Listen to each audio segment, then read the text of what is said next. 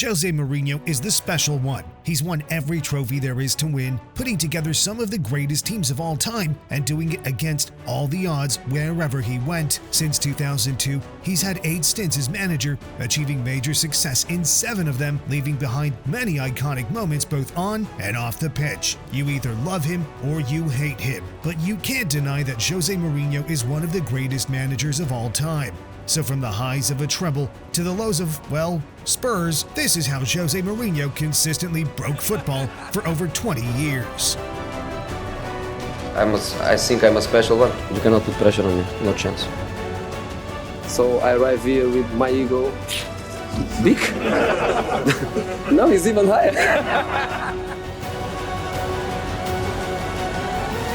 To understand why Jose is how he is today, we have to start from the beginning. He was born into a middle-class family in Lisbon, where his father was a professional football player who then became a coach after retiring. At just 9 years old, Jose got his first taste of how brutal football management can be because on Christmas Day, his father was sacked from his coaching position, making for a sour holiday in the Mourinho household. Jose Mourinho played football and did manage to go professional, playing in the lower leagues of Portugal, but unlike most top managers nowadays, he didn't play at the highest level, not even close to it. By 24 years old, Mourinho retired from professional football to focus on coaching because he knew he didn't have what it took to play at the top, but despite the lack of ability in his feet, what he did have was a great brain, meaning he had the potential to coach at the very top. But without a pro career under his belt, he was going to have to work that much harder to prove his worth. He went to study physical education and took any odd coaching job he could until one day he caught a lucky break. In 1992, he was given the opportunity to work as a translator for Bobby Robson at Sporting Lisbon, and right from the start, Bobby was shocked with Jose's tactical insights as he very quickly proved he could be more than just a translator,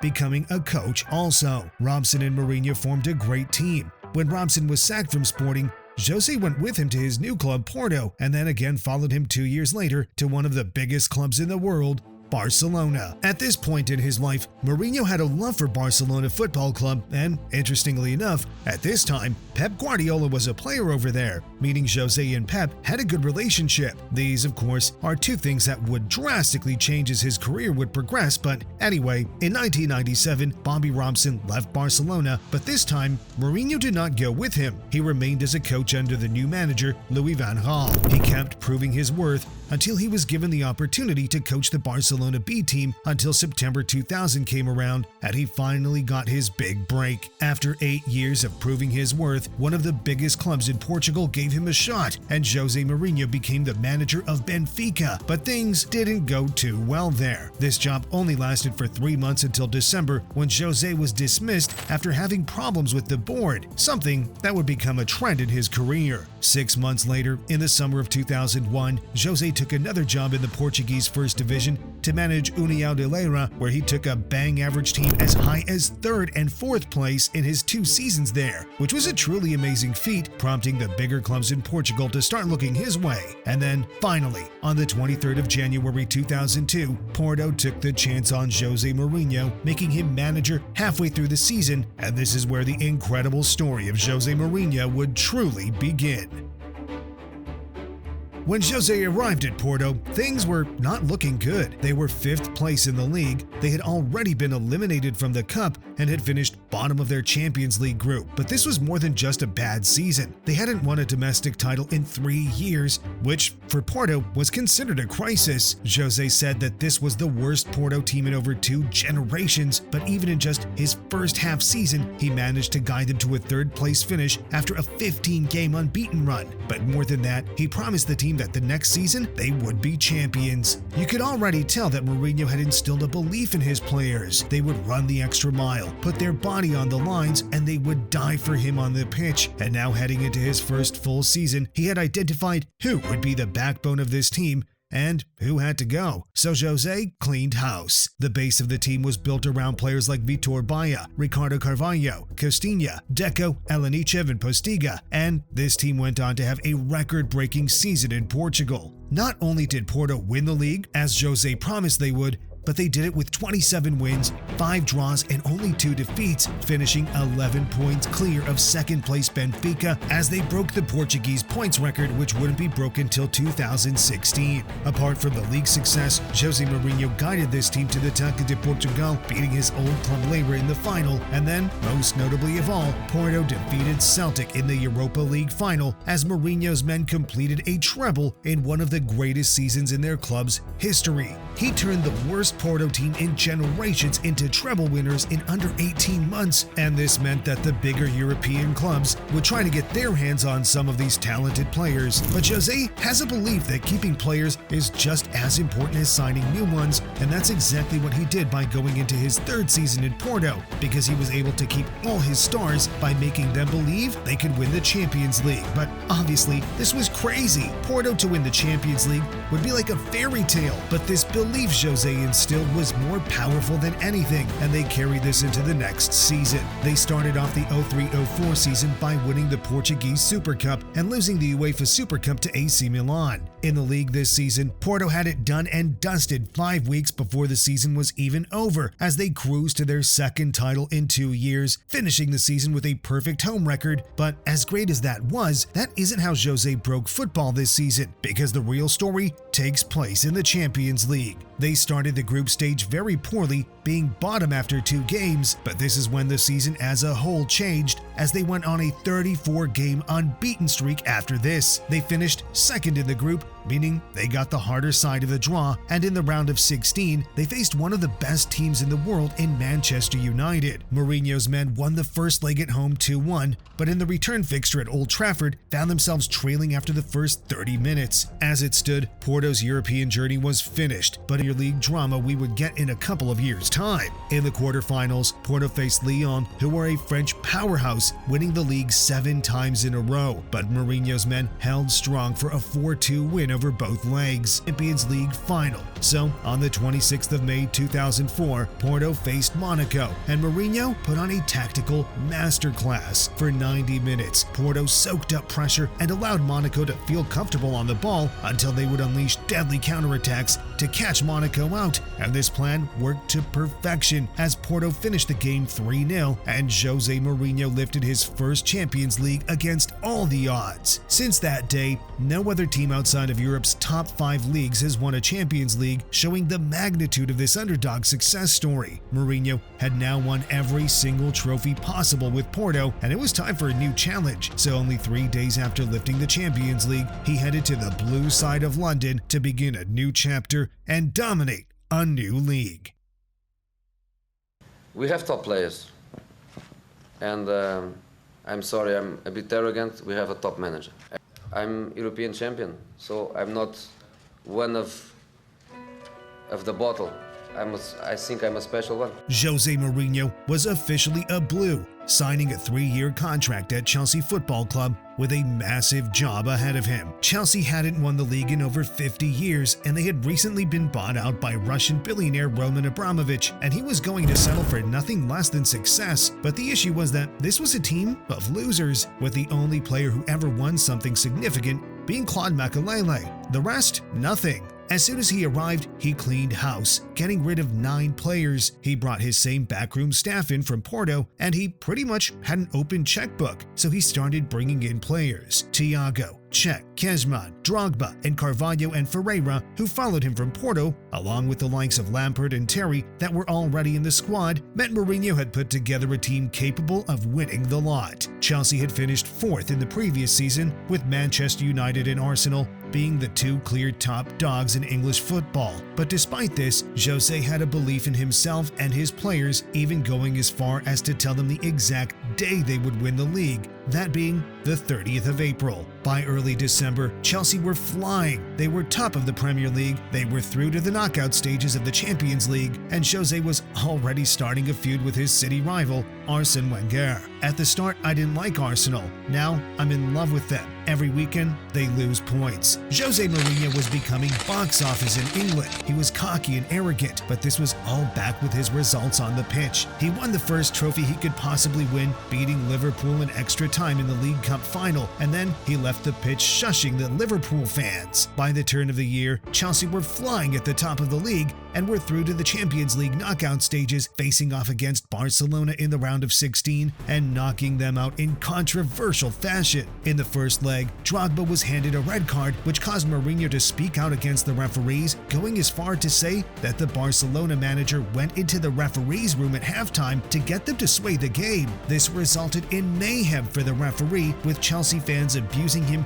and going as far as to send death threats, forcing him to retire from refereeing as a whole. After this, Mourinho was labeled an enemy of football by UEFA and was banned from the next round's ties. Despite the ban, Jose still made his way into the stadium as Chelsea faced Bayern in the quarterfinals. Jose snuck into the changing room hours before the match kicked off and then snuck out in a laundry basket to make sure he would still be able to talk to his team, and these tactics worked as Chelsea beat Bayern 6-5 over both legs, progressing to the semi-finals of the competition. They faced Liverpool in the semi-final and were eliminated 1-0, but this was with a goal that never actually crossed the line, leaving Jose to feel very hard done by. But despite the Champions League upset, the day finally came, the 30th of April, where Chelsea played against Bolton. Lampard scored 2, and Chelsea were crowned champions. They went on to finish the Premier League season with a record-breaking 95 points, but even more impressive than that, they only conceded 15 goals, which is a record that will probably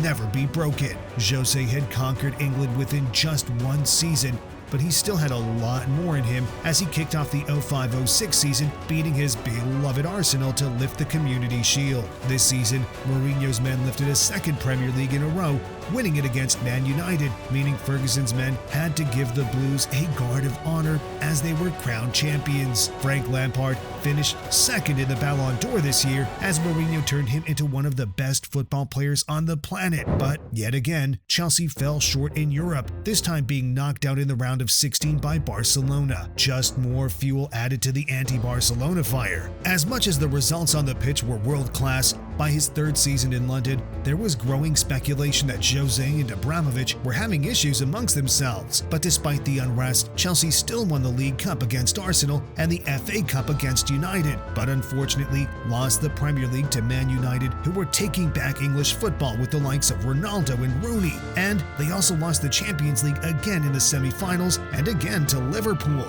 Jose had now won every trophy possible in England in just 3 seasons, but now a storm was brewing at Stamford Bridge as the 07-08 season would prove to be Jose's worst one yet. The relationship with Abramovich was already on the rocks, with players like Shevchenko and Ballack being signed against Jose's will in the previous year, but as long as results were there, Abramovich couldn't get rid of him. But this season started off worse than usual, with losses in the league, draws in the Champions League, and the average match attendance decreasing until the 20th of September, when it was announced that Jose Mourinho would be leaving Chelsea by mutual consent. Mourinho ended his time at Chelsea as the club's most successful manager, winning 6 trophies and having never lost a game at home in his time there. Jose then took the rest of the year off until he was approached by a club he had always wanted to coach, Barcelona. The deal was basically done. The board wanted Mourinho and Mourinho wanted the club, but at the last minute, Johan Cruyff told the board not to go with Mourinho and to opt for an unproven Pep Guardiola instead. This was the day that the hate began. Barcelona made an enemy out of Jose and he would be out for revenge. And this rivalry with Guardiola would start to take shape. But for now, he had to find a new club to manage, and on the 2nd of June 2008, Jose Mourinho was appointed the coach of Inter Milan, where he was going to put together one of the most impressive teams in football history and break Italian football. The situation at Inter was slightly different to the previous 2 clubs that Jose managed. Inter Milan were already the best team in Italy, and winning the Serie A was a given as they had won it 3 seasons in a row. But the issue at Inter was when it came to the European stage, as they had been knocked out 3 times in a row in the round of 16, whilst their city rivals AC Milan had been dominating Europe. This is what Jose was brought in to do, to win the Champions League. Jose started as he always did. He brought in his backroom staff, who had now been with him since Porto. He cleared out the deadwood in the squad, and he started to make signings in Mancini, Montari, and Quaresma. He started off by winning the Supercoppa against Roma, and, as expected, he blitzed the Serie A, winning it by 10 points. But despite this season was still seen as disappointing from the Inter fans, who demanded European success, as Jose's men were knocked out of the Champions League by Manchester United in the round of 16, not to mention the Coppa Italia semi-final loss to Sampdoria. This Inter team was good, with legends like Zanetti and Zlatan, along with the likes of Balotelli. But this team was not yet great, and now after one season at Inter, Jose now had a clear understanding of exactly what this team needed to lift the Champions League. So in the summer transfer window, they got to work. Adriano, Cruz, Crespo, and Figo all made their way out of the club. Zlatan Ibrahimovic was swapped for Samuel Eto'o, Thiago Motta, Goran Pandev, Diego Milito, and Lucio were also brought in. And last but not least, the missing piece of the puzzle. Jose signed Wesley Sneijder from Real Madrid to replace the struggling Quaresma in the team. Now the squad was in place, but the magic of Mourinho came in the way that he got all the players on his side. They were ready to die on the pitch. Sneijder went as far as to say that he would kill and die for Mourinho, and Dejan Stankovic said that he would have thrown himself into a fire for the manager. This mentality that Jose instilled was what always gave them the edge. He also did very well to make them feel like the world was against them, like referees were out to get them, and this created a siege mentality that they carried throughout the entire season. By November, they had scored over 30 goals, including a 4-0 hammering over city rivals AC Milan, and for the 5th time in a row, they lifted the Serie A title, finishing 2 points above second-place Roma. They also beat out Roma in the Coppa Italia final to lift their second trophy of the season, but these domestic trophies were a given for the club. So, let's talk about Europe. They actually scraped through the group, winning only 2, drawing 3, and losing 1, and this meant they got a harder round of 16 draw. But this is where Mourinho made the final tactical tweak to his team as he moved from a more narrow formation to add more width on the pitch, which transformed their season. They faced his old club Chelsea in the round of 16, where they won the first leg 2-1 at home, and then, before the return fixture, Jose said, "I have never lost at Stamford Bridge. It will be no different this time." And he was right, as a 1-0 victory placed Inter Milan in the quarterfinals. Then, after 2 1-0 victories over Moscow, it was time for one of the most iconic 2 games of Jose Mourinho's career as he faced Barcelona in the semi-finals. There are many reasons why this game was so significant. Barcelona were the current champions of Europe, with arguably the best team in football history. Their manager, Pep Guardiola, was being talked about as the best manager in the world, the spot Mourinho once held. And of course, Jose was still very bitter from the Barcelona rejection. This was like fire against ice, the attacking Barcelona versus the defensive Inter Milan, the 2 best managers in the world, and in the end, Jose came out on top. They won the first leg at the San Siro 3-1 with a Milito masterclass as he scored 1 and assisted 2, but it's in the return fixture where all the drama occurred. Within 28 minutes of the match, Thiago Motta received a red card, and now with 10 men playing away against the best attacking team in the world, this was looking like it was going to be impossible. But Jose Mourinho simply walked up to Pep and told him, "You think this is over? This is far from over." It was now a game of the mind. Inter shut up shop. They stifled Messi, and despite a late goal from Piqué, they managed to hold on. As the final whistle blew, Mourinho went sprinting down the touchline, finger in the air, as his team were now 1 game away from the treble. This Pep versus Mourinho rivalry is something that would be a constant over the next 10 years of football, and we're going to talk a lot more about it soon. But for now, Mourinho had another Champions League final to play, and this time against Bayern Munich. Interestingly, this Inter team was the oldest team ever to play in a final, but they still had a lot of fight left in them. This Bayern team was led by Louis van Gaal, Mourinho's old boss, and both teams were on for the treble, so this was big. But Jose Mourinho made it look so easy, as Milito scored a brace and the game finished 2-0, meaning Inter Milan became the first Italian club to complete a treble. But just days after the final, Jose Mourinho announced he would be leaving the club. He said he was very sad that it would be his last game for Inter, but in his words, "If you don't coach Real Madrid, then you will always have a gap in your career." After Mourinho left Inter, it took them 11 years to win their next title and haven't seen European success since. But Jose wasn't looking back, because it was time to coach in La Liga, the league Pep Guardiola had been dominating for years, meaning things were about to get very, very exciting.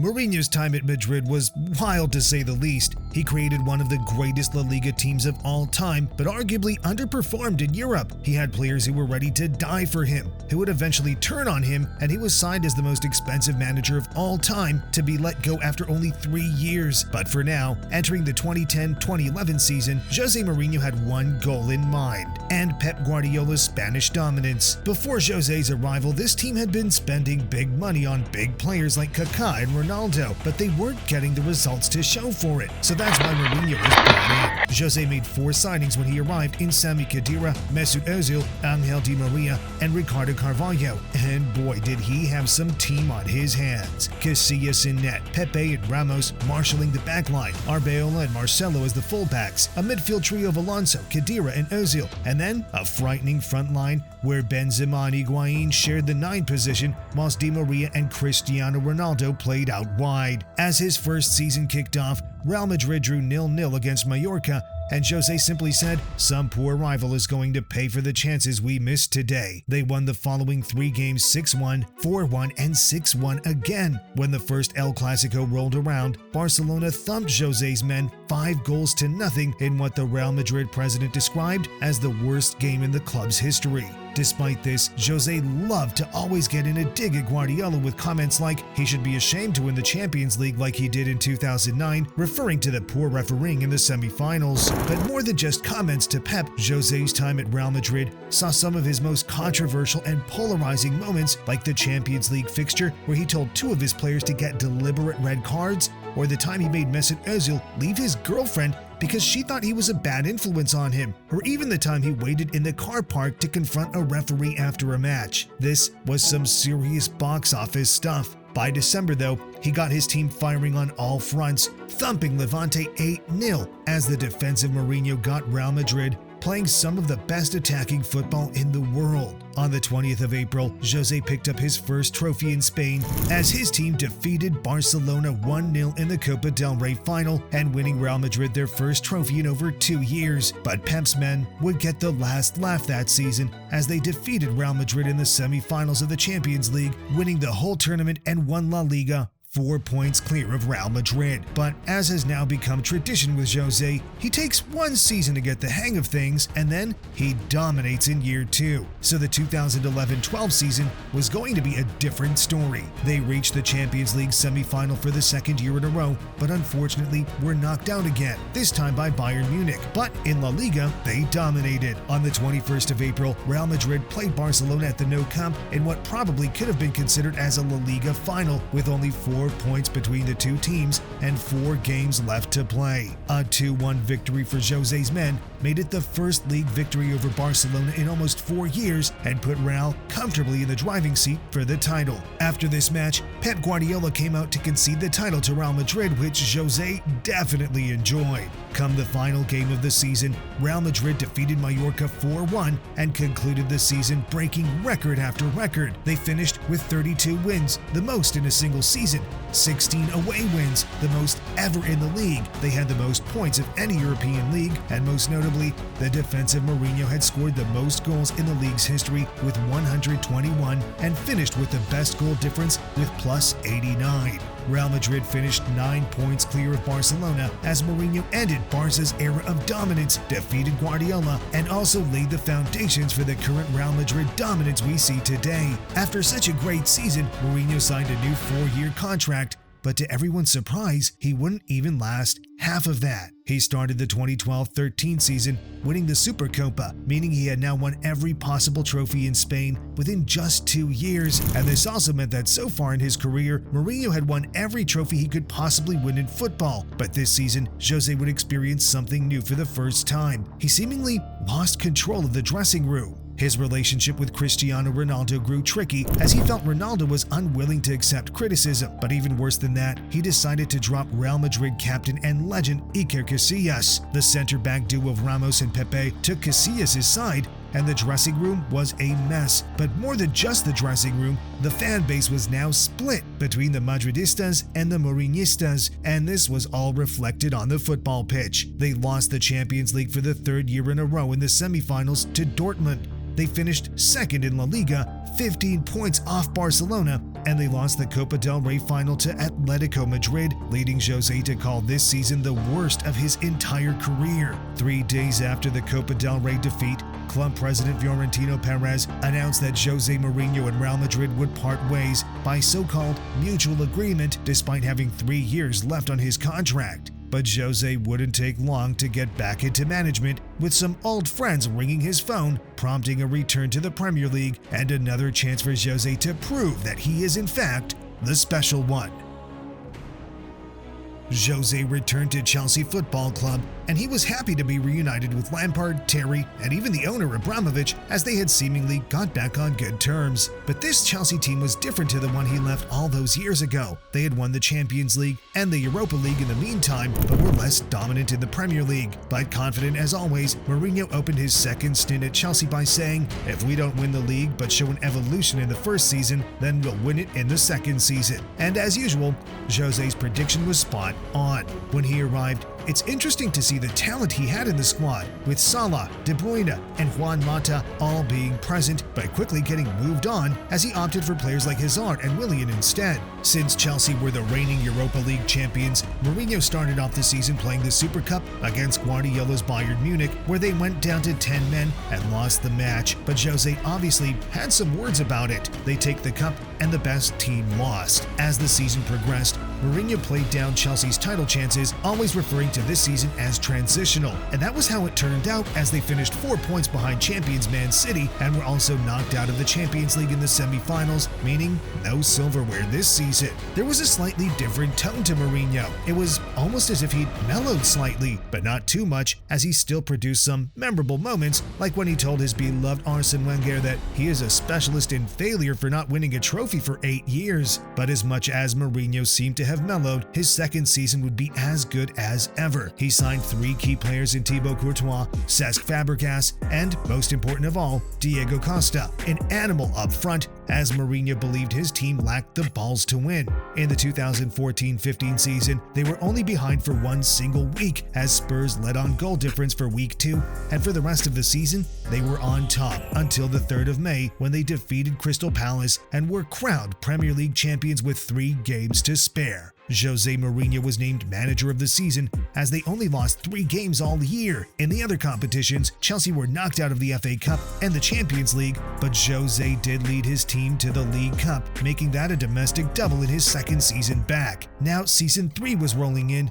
and Jose Mourinho was going to be there to stay, signing a new 4-year contract. But it's here that Mourinho would suffer the worst start to a season in his entire career. They started the season picking up only 11 points in their first 12 games, and they were knocked out of the League Cup by Stoke City. Things were not looking good, and they reached a breaking point on the 17th of December as Chelsea sat in 16th place, prompting the Chelsea board to pull the plug and sack the man who gave them so much. But how the hell did this happen? It seemed like the players had simply turned on him. Like what happened at Real Madrid, he lost the dressing room, and without them on your side, you're dead as a manager. Not to mention war arguments he was having with the board, and altogether it just spelled disaster. Jose's man management style was starting to be doubted. Players were getting softer and having more power in their hands, but Jose was eager to prove everyone wrong, and luckily for him, there was a new job available over in Manchester, meaning on the 27th of May, 2016, Jose Mourinho signed as the new Manchester United manager, but little did he know about the roller coaster ride it was going to be over there. At this point in time, there were great similarities between United and Jose, as both were giants in a rough spot. Jose had his worst season ever with Chelsea, and United had been on a decline ever since Sir Alex left. In the blue side of Manchester, Pep Guardiola took charge, meaning the rivalry would be back in full force once again. Jose made 4 signings when he arrived in Zlatan Ibrahimovic, who had just scored 50 goals last season, Henrik Mkhitaryan, who was one of the Bundesliga's best players, Eric Bailly, an up-and-coming defender, and Paul Pogba for a world record transfer fee, as he was one of the best players in the world at the time, but also a player who would eventually become Mourinho's worst nightmare. Unlike everywhere else he went, Jose didn't really clear out the dead wood this season, which was strange and already showed that the board and the manager were simply not on the same page. The United squad that Jose came into was quite simply average. The best players were the goalkeeper David De Gea and an aging Wayne Rooney, so he really did have a mountain to climb. Despite all of this, Jose still managed to turn this team into winners, leading them to the best season they'd had since Ferguson left. They kicked off the season beating Leicester to lift the Community Shield, but just 4 games into the season, Pep Guardiola would strike first blood, winning the first derby 2-1. 1 month later, Mourinho's men faced off against Chelsea and were hammered 4-0, which meant that by just October, they were already 6 points off the top, and they never did manage to really recover this league position, finishing the season in 6th place. That wasn't relevant this year because they succeeded in the cup competitions, with the first being in January as they lifted the League Cup, beating Southampton 3-2 in the final and having knocked out Pep City along the way. Come May of that season, Manchester United found themselves in a Europa League final against a young and promising Ajax team, and although they are a massive club in comparison to Ajax, it seemed like Ajax had the better team on paper. Mourinho had to field a team with the likes of Fellaini, Blind, Darmian, and Valencia, which really showed the struggles Jose faced. Despite this, United breezed to a 2-0 victory with goals from Pogba and Mkhitaryan to finish the season with 3 trophies. But there was one issue.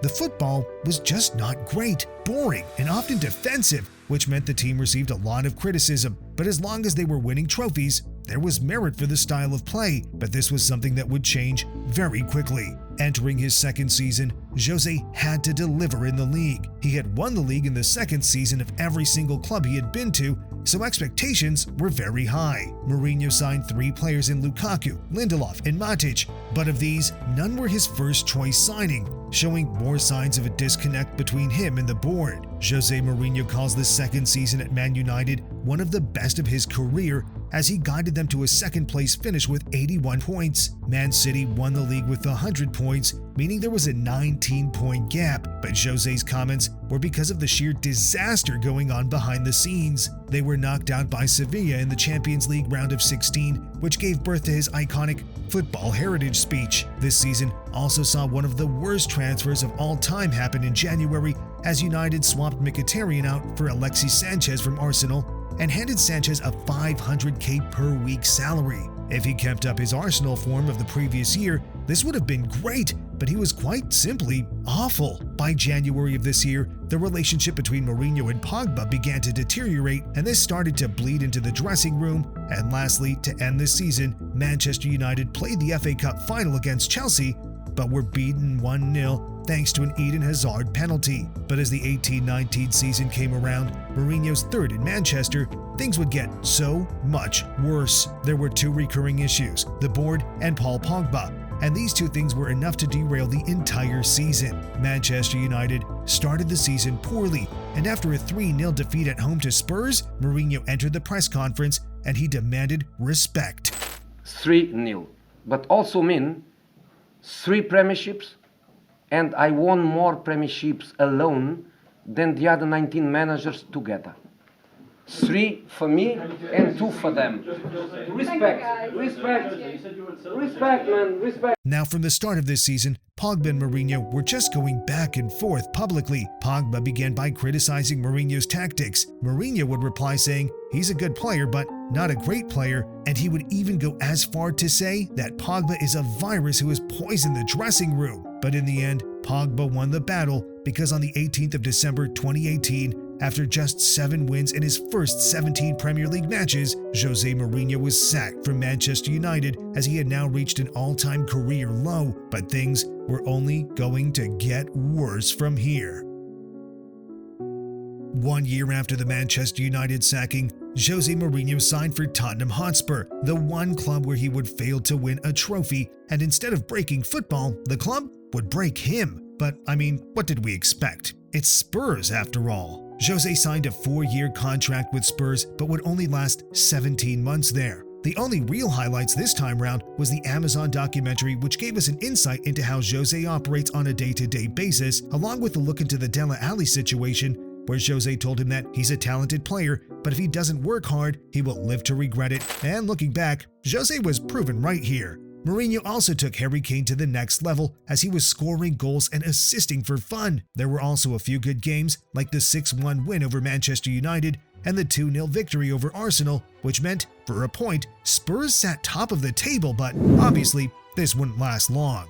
On the 19th of April 2021, Jose guided this Spurs team to the League Cup final, and for some reason, the club, who were so starved of trophies, heading into a final with a manager who won trophies at every single club he had been to, decided to sack him 4 days before the game. To this day, this remains as one of the dumbest decisions in football history, but for Jose, people started to doubt him as a manager. He hadn't left a club trophyless since 2002, but he wasn't ready to give up that easily because there was a certain city in Italy in a very similar position to Spurs, but this time, Jose would become a hero. So on the 4th of May 2021, Jose Mourinho announced he will be the new manager of AS Roma. At first glance, Mourinho to Roma seemed like a recipe for disaster. They were like the Italian Spurs, a massive club who hadn't won a trophy in 13 years. But Roma and Spurs were different in the heart of the club, as the fans had a more fiery passion to them. Jose started, as he always did, 8 players removed and started to plug the gaps in the team with signings like Ibanez, Patricio, Vina, and Tammy Abraham. Tammy was an interesting signing, as Mourinho saw him as a Drogba equivalent, and in that first season, he delivered, ending with 27 goals in all competitions. Come the end of the season, Roma sat in 6th place in the league, but they also sat in a European final, as Jose guided them to the first ever Conference League final to face off against Feyenoord. And in classic Mourinho fashion, Feyenoord dominated play, but Roma took home the trophy with only 1 shot on goal, which was the decisive goal from Nicolo Zaniolo. This trophy was a massive deal in the city of Rome. These fans had been starved from anything, and now they were champions of a European competition. Jose became the first manager to win all 3 European trophies, celebrating it with a beautiful tattoo. But come the second season, things would change. The transfer budget dried up, so Jose had to get clever by only signing players on free transfers, but still he did some good business, bringing in Belotti, Matic, Wijnaldum, and, most significantly, Paulo Dybala, who only came because of Mourinho. This season was challenging to say the least. Inconsistent performances and injuries plagued the season, but still, Jose guided this team to the Europa League final to face up against Sevilla. This was big. A manager who never lost a European final against a team that had never lost a European final. There was even more weighing on this game because it meant for Champions League qualification, as Roma only finished 6th in the league. There were talks that if Jose won this final, they should erect a statue of him in the middle of the Colosseum, but unfortunately, this didn't go to plan. The game finished level and headed to penalties, where Sevilla got the better of Mourinho's men, prompting a press conference from Jose where he told reporters that he wanted to stay, but he would need better conditions. He needed more money to spend, or this just wouldn't work. But come the 3rd season, nothing changed. Jose continued to have disagreements with the board and was given no money to spend in the window, having to yet again rely on free transfers. This was all reflected on the pitch, and following a string of negative results, Jose Mourinho was sacked on the 9th of January 2024, as Roma sat 9th in the league, and the Roman dream was finished. Despite the sacking, Jose is still loved in Rome, as he brought belief to a city so passionate about their football. But now let's jump to the present day, where Jose Mourinho has taken charge at Fenerbahce, and he's looking to conquer another league and keep his record of winning every single trophy available to him. He's had a career of highs and lows, but still he brought success to pretty much every single club he went to, and it is very clear to all that he is truly a special one. But Jose isn't the only special one, because the video on screen is a special one too. So click it.